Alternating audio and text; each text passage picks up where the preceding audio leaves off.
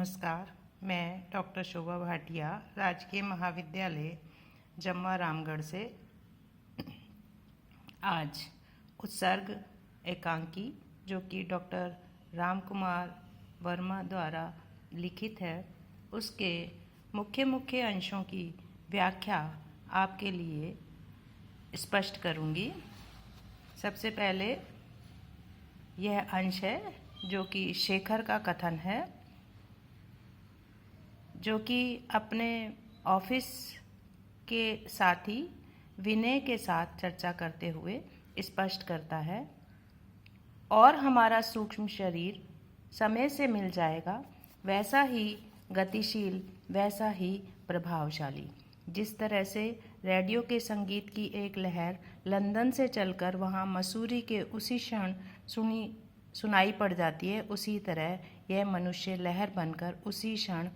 भर में लंदन पहुंच जाएगा। लंदन, न्यूयॉर्क, टोक्यो, सूक्ष्म शरीर में वह विश्वव्यापी हो जाएगा, सर्वकालीन, सर्वत्र। समय को काटने छाटने की आवश्यकता नहीं रह जाएगी। इसमें शेखर अपने यंत्र के परिचय के रूप में बात करना चाह रहा है कि यद्यपि इस समय हमने समय के अनुसार अपने शरीर को ढाल रखा है और उस शरीर के माध्यम से दिन और रात के अंतर से हम कार्य को करते हैं, लेकिन हमारे शरीर में दो भाग हैं, एक बाहरी और दूसरा आंतरिक, जिसे उन्होंने सूक्ष्म शरीर कहने का प्रयास किया है। उनका मानना है कि हम बाहरी शारीरिक गतिविधियों को तो देखते हैं और समय के अनुसार कार्य करने का प्रयास करते हैं, लेकिन हमारे अंतर्मन में जो सूक्ष्म शरीर है उसके बारे में हम कोई भी चर्चा नहीं कर पाते हैं और ना ही उसे समझ पाते हैं। उदाहरण देते हुए उन्होंने स्पष्ट करने का प्रयास किया है कि जिस तरह से समय गतिशील है, अबाध गति से वह बिना रुके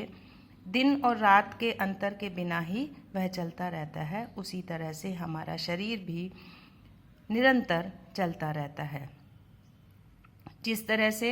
रेडियो में जो कार्यक्रम लंदन में प्रस्तुत किया जाता है उसे हम विश्व में कहीं भी सुन सकते हैं, उसी तरह से शेखर का मानना ये है कि मनुष्य का सूक्ष्म शरीर भी उसी तरह से लहर बनकर लंदन तक पहुंच जाएगा और लंदन ही नहीं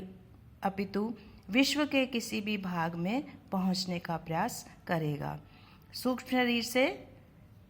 बाहरी शरीर से, जहां वह सिर्फ एक स्थल पर या एक स्थान पर ही दिखाई देता है, लेकिन अपने सूक्ष्म शरीर के माध्यम से वह संपूर्ण विश्व में कहीं भी पहुंच सकता है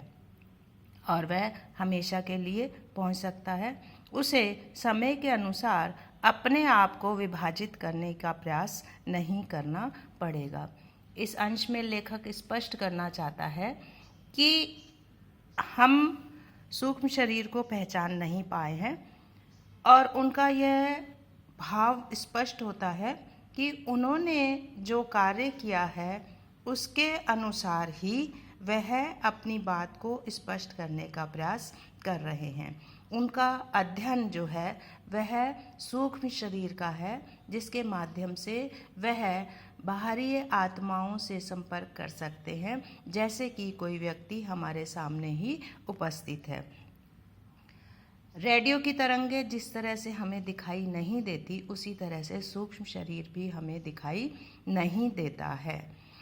विज्ञान के माध्यम से जो प्रगति तकनीकी क्षेत्र में हुई है, उसी के माध्यम से डॉक्टर शेखर अपना अध्ययन शरीर के माध्यम से प्रस्तुत करना चाह रहे हैं और स्थूल और सूक्ष्म शरीर के अलग होते हुए भी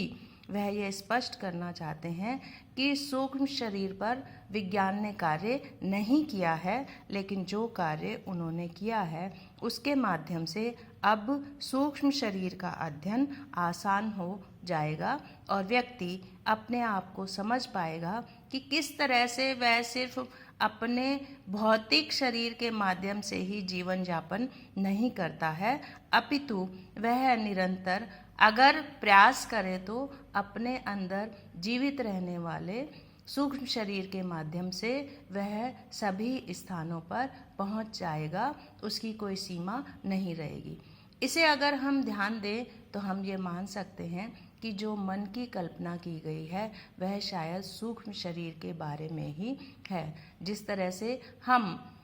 एक स्थान, जैसे मान लीजिए हम जयपुर में हैं या कक्षा कक्ष में हैं, उस समय हमारा भौतिक शरीर तो बाहरी कार्यों को, जो गतिविधि जिस समय में हो रही है उसी को सुन रहा होता है, उसी को देख रहा होता है। लेकिन हमारे अंतर मन में